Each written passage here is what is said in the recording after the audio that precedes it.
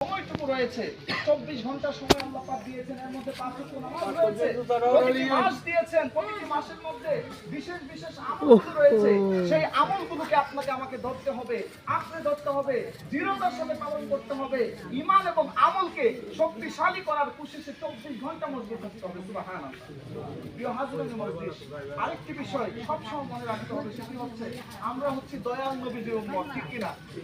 দয়াল নবীর উম্মত হওয়ার কারণে আল্লাহ পাক আমাদেরকে এত সম্মান দিয়েছেন, এত ফজিলত দিয়েছেন, এত মর্তবা দিয়েছেন, যেটি বলে শেষ করার মতো নয়। সুবহানাল্লাহ। প্রিয় হাজরাতে মজলিস, ছবি ভিডিও করবেন না আপনারা, একটু অবস্থান করুন, আমরা কিছুক্ষণ পরে জানাজা শুরু হবে। তো প্রিয় হাজরাতে মজলিস, যে বিষয়টি বলতেছিলাম, তাহলে আমরা দয়াল নবীর উম্মত হতে পেরেছি, দয়াল নবীর আশিক হওয়া দরকার কিনা বলেন? দয়াল নবী, মায়ার নবী, নূর নবী, উনার প্রতিটি সুন্নতের আশিক আপনি হয়ে যান, তাহলেই দয়াল নবীর আশিকের সার্টিফিকেট আপনি পেয়ে যাবেন। সুবহানাল্লাহ। আমাদের জিন্দেগানির মধ্যে প্রতিটি সুন্নতের আমলগুলোকে খুঁজে খুঁজে আমল করার চেষ্টা করতে হবে। ইমাম সাহেবের কাছে যাবেন, হুজুর আমি কোন আমলগুলো করতে পারি, কোন সুন্নত তরিকাগুলো মানলে আমি সহজে আল্লাহ রাসূলকে খুশি করতে পারবো, সেই বিষয়গুলো কিন্তু আমাদেরকে শিক্ষা গ্রহণ করতে হবে। পাশাপাশি হক হালাল পথে চলতে হবে, হারাম ছেড়ে দিতে হবে, হালালের উপরে ইস্তেকামত থাকতে হবে। আল্লাহ পাক রব্বুল আলামিন তিনি আমাদের সকলকে আজকে আমার ভাই যিনি শুয়ে রয়েছেন, ওনার কাছ থেকে শিক্ষা গ্রহণ করে হাকিকি মুমিন মুত্তাকি আল্লাহ ওয়ালাদের জীবন যাপন আমরা গড়তে পারি। আল্লাহ পাক রব্বুল আলামিন তিনি আমাদেরকে সেই তৌফিক দান করেন, সেই রহমত দান করেন, সেই বরকত দান করেন। সবাই বলি আমিন।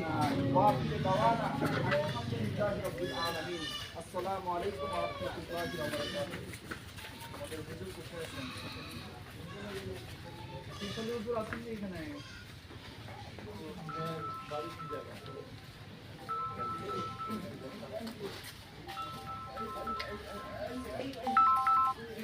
হ্যালো হ্যালো, হ্যাঁ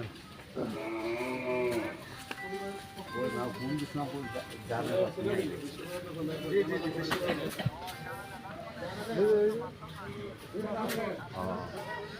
আমি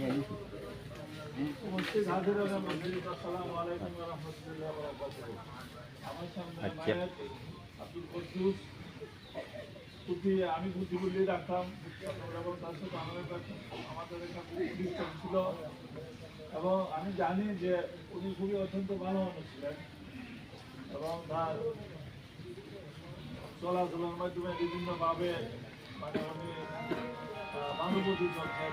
আমার হুজুর একটু আগে বয়ান করছেন যে আল্লাহ করছেন যে আমাকে যদি পাইতে চাও আমার হাবিবকে মহব্বত করো, উনি বলে গেছেন বাবা আমার পাইতে থেকে আমার হাবিবকে মহব্বত করো, করলে আমাকে পাইবা। কারণ আল্লাহরে দেখা যায় না, শোনা যায় না। আর আল্লাহ রসুল বলছেন আল্লাহ আছেন, লা ইলাহা ইল্লাল্লাহ মুহাম্মাদুর রাসূলুল্লাহ, আল্লাহর উপরে বিশ্বাস করি। এবং কোরআন শরীফের সূরা সূরা 23 নম্বর আয়াতে কোরআন শরীফের এটা আয়াত আল্লাহ পাক নাযিল করেছেন, হে মুহাম্মদ সাল্লাল্লাহু আলাইহি ওয়াসাল্লাম, আমি আপনার রেসালত, আপনি যে নামাজ পড়ছেন, রোজা রাখছেন, হজ করছেন, মানে যাই যাই করছেন, তার বিনিময়ে আমি কিছুই চাই না। আমি একটা জিনিস চাই, আপনার উম্মতদেরকে বলে দেন যে আপনার উম্মত যেন আপনার